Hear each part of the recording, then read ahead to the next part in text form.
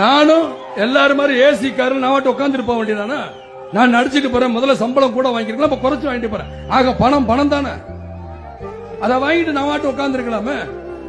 நான் இன்னைக்கு சென்னையில் அழகா எங்கேயோ ஒரு ஆட்டம் பாடிக்கிட்டு இருக்கலாம், பாட்டம் பாடிக்கிட்டு இருக்கலாம், சண்டை போட்டுக்கிட்டு இருக்கலாம், நடிச்சுக்கலாம். நடிக்கல, எனக்கு தேவையில்லை. நான் வரேன், ஏன் வரேன்?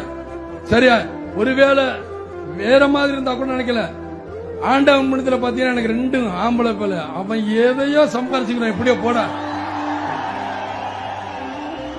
என்ன கேட்டாங்க, என்னப்பா நீ மாநாடு நடத்துறியே, உன்னை ஏதாவது பண்ணுவாங்களே அப்படின்னு. என்ன மிஞ்சி மிஞ்சி என்ன சார், வருமானத்துறையில தானே பயமுறுத்த முடியும், வேற எதுலையும் என்னை பயமுறுத்த முடியாது.